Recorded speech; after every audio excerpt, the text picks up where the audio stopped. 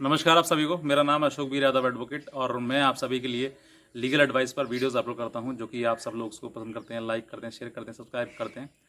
और अब तक अगर आपने इस चैनल को सब्सक्राइब नहीं किया तो तुरंत कर दीजिए। मुझे लगता है कि हो सकता है कि जो आप वीडियो देख रहे हैं तो आप इस समस्या के ग्रस्त हों, इस समस्या से, क्योंकि आज के टाइम में ये कॉमन चीज़ हो गई है कि हर दूसरा तीसरा व्यक्ति एक पत्नी से परेशान है, पीड़ित है। क्योंकि ये चीज़ें आज के समय में बहुत ज़्यादा बढ़ रही हैं, तो कहीं ना कहीं ये इसलिए इस वजह से बढ़ रही हैं क्योंकि जो एक क्षमता थी, जो एक एक दूसरे को समझने की, एक दूसरे को की ज़रूरत की, और एक दूसरे को मतलब सहना समझना, ये सब चीज़ें थी, वो आज के टाइम में कम हो रही हैं।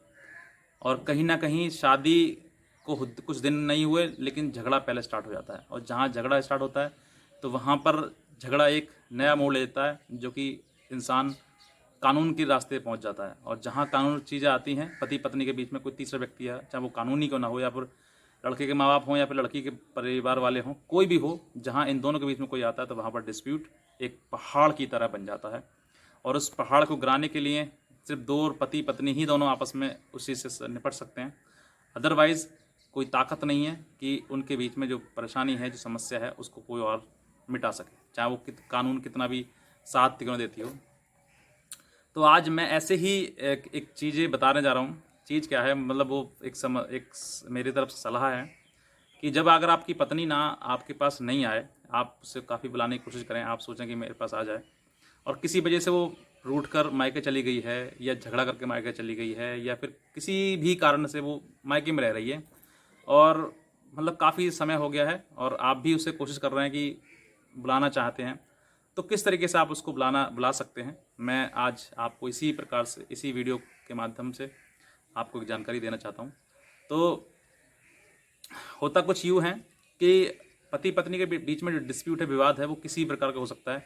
अगर वो कानून तक पहुंच चुका है, कोर्ट कचहरी हो चुका है, और फिर भी मतलब एक दूसरे से आप मिलना चाहते हैं, बात करना चाहते हैं, तो किसी न किसी प्रकार से आप दोनों मिलें, बात करें, और पारिवारिक रूप से मिलें। अगर ज़्यादा डिस्प्यूट बढ़ गया है तो आप, अगर आपको लगता है कि नहीं बन सकती है, क्योंकि कुछ भी कारण हो सकता है मिलने मतलब अलग होने का, हो सकता है आप एक दूसरे के मन ना मिलते हों, हो सकता है कि कुछ और डिस्प्यूट हो सकता है लड़ाई झगड़ा इतना बड़ा हो गया हो कि अब संबंध होना संभव नहीं है, तो कुछ और भी कारण हो सकते हैं। लेकिन जब आपके मन में मतलब है कि मुझे पत्नी को रखना है, और आप काफ़ी कोशिश कर चुके हैं और बुलाने के लिए, तो मैं कुछ आपको टिप्स बताता हूँ जिनकी वजह से आप अपनी पत्नी को वापस ला सकते हैं। ठीक है, अगर उसके मन में आना होगा और आपके साथ वो भी रहना चाहती है, क्योंकि आपका तो मन है लाने का उसका, लेकिन अगर उसके मन में नहीं है आना आपके पास, या आपके साथ रहना उसको पसंद नहीं है, तो फिर तो बात है नहीं, कुछ मतलब नहीं है। लेकिन अगर नहीं है और वो नहीं चाहती, वो चाहती है, आप भी चाहते हैं, या किसी प्रकार से मतलब आप चाहते हैं, उसके मन में कभी है कभी नहीं है, किसी प्रकार कोई डिस्प्यूट वगैरह है, तो आप किन किन कोशिशों को आप कर सकते हैं, कानूनी रूप से भी और सामाजिक रूप से भी मैं आपको बताऊंगा। क्योंकि ये जो समस्या है, इसका समस्या का निदान कहीं नहीं है सिवाय पति पत्नी के। समस्या चाहे वो कोर्ट में, कचहरी में, किसी चले जाए। देखिए आज के टाइम में मैं और एक चीज़ बताना चाहूँगा उससे पहले, कि पत्नी जो है वो किसी न किसी प्रकार से पति को दबाने की कोशिश करती है, और उस पर इसीलिए मुकदमे लादे जाते हैं। उस पर दहेज का मुकदमा, उस पर मेंटेनेंस का मुकदमा, उस पर डोमेस्टिक वायलेंस का मुकदमा, ऐसे कई मुकदमे मतलब लगा दिए जाते हैं। और ये तो कुछ भी नहीं है, आज के समय में बलात्कार तक के मुकदमे पति पर लगा दिए जाते हैं। और जो कि मैं आपको बता नहीं रहा हूँ, मैं आपको खुद, मैं अपना अनुभव बता रहा हूँ, क्योंकि मैंने बहुत लोगों का ऐसा देखा है कि मुकदमा मतलब बलात्कार तक आ जाते हैं। आप सोच कर देखिए, बलात्कार की जो मतलब उसमें पनिशमेंट है, सज़ा है, वो मृत्यु दंड तक है। सोच सकते हैं कि जो पत्नी अपने पति को मृत्यु दंड दिलाना चाहती हो, तो वो पत्नी कितनी क्रूर हो सकती है, कितना उस पत्नी के अंदर आपके प्रति क्रोध है कि आपको वो मृत्यु दंड दिलाना चाहती है। तो ऐसी पत्नी को तो फिर बेहतर है कि आप बिना दंड के ही जिएं, तो तभी बढ़िया है। और अगर आप चाहते हैं फिर भी कि मुझे मुझे मतलब फिर भी रहना है साथ में, तो मैं आपको समस्या का समाधान बताता हूँ फिर भी। लेकिन जो ये चीज़ें होती हैं वो सब और सिर्फ पति को इतना झुकाना, इतना दबाने के लिए होती हैं कि वो, हालांकि हालांकि हो सकता है किसी को मेरी बातें बुरी लग रही हो, तो मैं किसी को पर्सनली नहीं कह रहा हूँ, क्योंकि जो मैंने देखा है, जो मेरा अनुभव है, जो मैं कोर्ट में देखता हूँ, उन सब चीज़ों से ही मैं कुछ आपको बताना चाहता हूँ, ताकि आप भी उन चीज़ों को समझ सकें, सोच सकें। क्योंकि क्रूरता जो है वो किसी के प्रति हो सकती है, पति की पत्नी के प्रति हो सकती है, और पत्नी की क्रूरता पति के भी प्रति हो सकती है। जब पति क्रूरता करता है तो सेक्शन 498A का केस उस पर आ जाता है, पति या पति के परिवार वाले। लेकिन जब पत्नी पति पर क्रूरता करती है तो कोई भी मुकदमा नहीं आता। ये है हमारी कानून, भारत की कानून। यानी कि महिलाओं को सशक्त किया गया है, लेकिन पुरुषों का क्या? पुरुषों का कुछ नहीं है। तो यहाँ पर मैं यही कहना चाह रहा हूँ कि जब ऐसी चीज़ें, समस्याएं अगर आप सामने आती हैं, तो सबसे पहले तो ये है कि आप बुलाने की कोशिश कर रहे हैं तो बुलाएं, ठीक है। जितना हो सकता है सामाजिक रूप से बुलाएं, ठीक है। अपने आसपास पड़ोस में रिश्तेदारों को जितने भी आप इकट्ठा कर सकते हैं उनके बुलाएं कि साहब ये इस तरह की समस्या है, हम दोनों का विवाद चल रहा है और इसका सॉल्यूशन दिया जाए, समाधान किया जाए।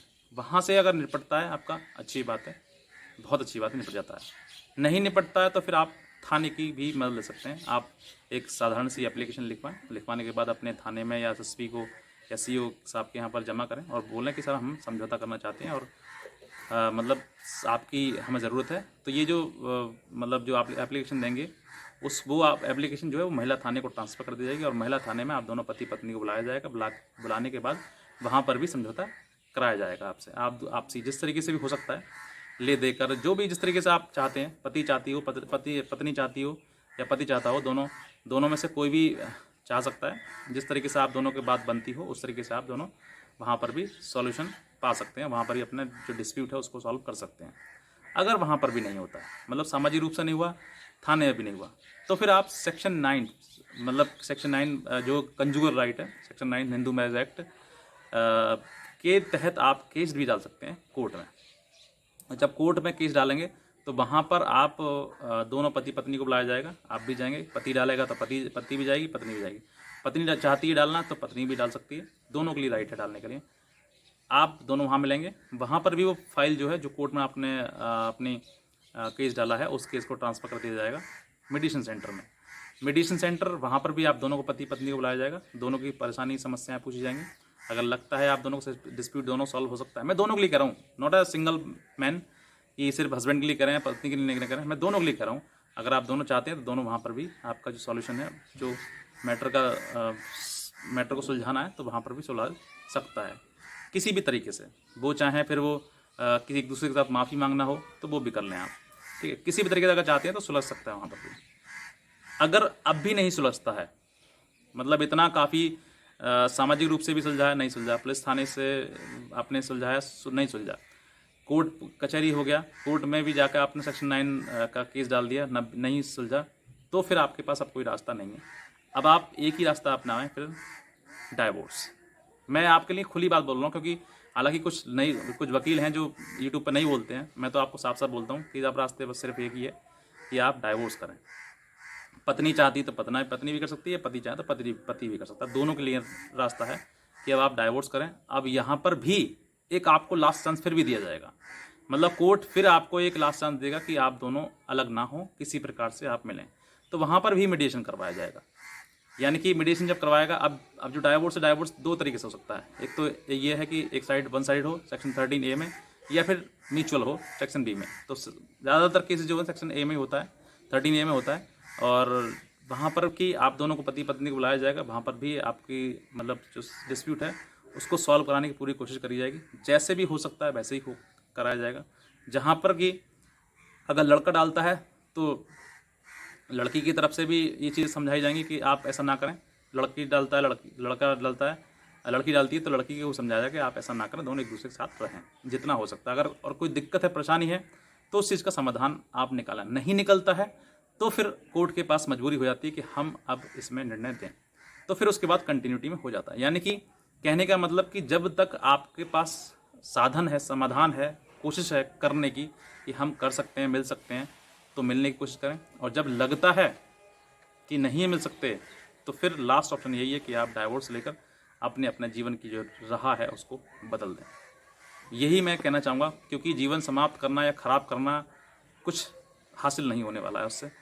जो चीज़ें गलतियाँ आपसे हुई या किसी और से हुई हैं, दोनों में से किसी ना किसी से गलतियाँ तो हुई हैं कुछ ना कुछ, जिनकी वजह से आप झगड़े में हैं, अलग हैं।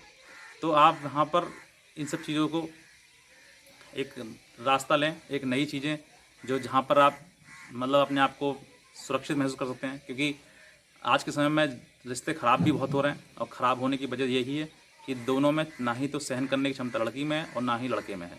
तो जहाँ सहन कर सकते हैं तो वहीं पर रिश्ते चल जाते हैं, और जहाँ कोई सहन नहीं करेगा तो फिर डिस्प्यूट ही डिस्प्यूट है।